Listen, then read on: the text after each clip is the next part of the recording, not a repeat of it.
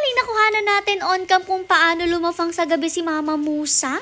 Ang idea ng video na to ay binigay rin mismo ninyo kasi may nag-comment nga na i-video daw natin ang paglafang nitong si Mama Musang tuwing gabi. Nabanggit nga kasi namin sa inyo na itong si Mama Musang hindi kasi talaga siya lumalabas sa umaga at tuwing gabi lang. At kayo nga mismo, hindi nyo pa rin talaga nakikita yung face ni Mama Musang masyado. Paano ba naman kasi hindi rin namin siya ma-videohan ng maayos? Unang-una, ayaw din naman natin na ma-stress siya syempre. Kaya naman hindi natin siya basta-basta ginagambala tuwing pahinga niya. At pangalawa, Diyos ko, may pagkataray rin kasi talaga itong si Mama Musang. Kaya hindi mo basta malalapitan at ma-videohan. Pero sa gabi naman itong si Mama Musang, ito yung time niya kung saan maglilibot-libot siya, maggagala-gala at syempre ang lalafang. Ito na nga sa video, kitang-kita nyo naman, nag-umpisa na nga siyang lumabas mula doon sa nest niya at iniwan na nga na muna niya ang kanyang mga babies. Alam niyo ba nung una, akala ko talaga kaya lang siya hindi lumalabas sa umaga kasi takot lang talaga siya sa mga tao. Tapos syempre tayo mga tao sa umaga pa naman talaga for the go at maraming sumisilip rin sa kanya dito, pati na rin nga tayo. Kaya naman akala ko talaga iniiwasan niya lang tayo. Yun naman pala nocturnal din sila. Para rin pala sila mga kwago na sa gabi talaga sila active at sa umaga talaga sadyang pahinga lang sila. At kung hindi nga ako nagkakamali, correct me if I'm wrong, pero hindi rin talaga sila masyado nakakakita ng ayos sa umaga, lalo na nga kapag may bright light. Nakakaloka, lately lang talaga namin nalaman na nocturnal pala ang mga ito. Anyway, so much for the chika. Ito nga, habang nasa atin pa ang mga musang na to ay talagang mini-make sure natin na ma-videohan natin yung mga ganap sa kanila. At isa na nga doon ang paggagalagala nitong si Mama Musang na akala mo nagmomolly. Maya-maya pa, ayan, nilafang na nga niya yung mga pagkain niya at nakakatuwa kasi talagang inuna niya itong saging at talagang binalatan pa niya. Ay Diyos ko, kahit ako, first time ko siyang makitang kumakain talaga at nakakatuwa naman. Ang galing rin nga niya kasi talagang binalatan niya muna yung saging tapos yung loob yung nilafang-lafang niya nung mabalatan niya. O di ba nakakatuwa? Pero ewan ko ba dito sa Mama Musang na to kasi after niyang kumain ng konti ng saging, iniwan niya ulit tapos gumala-gala ulit siya. Siguro nga ini-enjoy niya yung moment na wala mga taong nakatingin at ayan, tinikman rin nga pala niya dyan yung melon pero hindi naman niya Kung di ako nagkakamali, 3 putahe nga pala yung kinakain niya ngayon. Meron dyang saging, merong mangga at pati na rin nga yung melon. Iba't iba rin talaga mga prutas yung ini-offer ni Mother dito kay Mama Musang kasi nga syempre hindi pa natin alam kung ano ba yung mga gusto niya. Pero alam nga ni Mother ay bet na bet itong si Mama Musang ang hinog na mangga at pati na rin nga ang saging. Pero hindi ko alam ay ganito pala siya after niyang kumain ng konti, gagala-gala ulit siya. Kala mo naman talaga may pinagkakabisihan at hindi makakain ng derecho. Maya-maya pa nga binalikan na ulit niya yung saging at nilafang-lafang na nga ulit niya. Nakakatuwa dito guys kasi hinawakan pa talaga niya yan. Tapos kapag ang nakakagat niya ay yung balat, tinatalsik-talsik niya talaga Pero yan. Alam niyo yun, buo pa rin yung pinakabalat niya at okay na okay pa rin. Pero maya-maya pa binitawan na ulit niya at talagang sumilip na ulit siya sa paligid. Ewan ko ba, siguro nga nako-conscious lang talaga itong si Mama Musang at isa pa mayat maya rin kasi talaga siyang magwiwi. Bali dyan sa sulok nga kung nasaan siya ngayon, dyan sa palagi nagpupupo at nagwiwiwi at nakakatuwa rin naman. Para talaga siyang may area kung saan siya magwiwiwi, diba? After nga niyang maglakad-lakad ulit ng konti, eto balik na naman siya sa pagkain niya. O diba nakakaloka pa uli-uli talaga.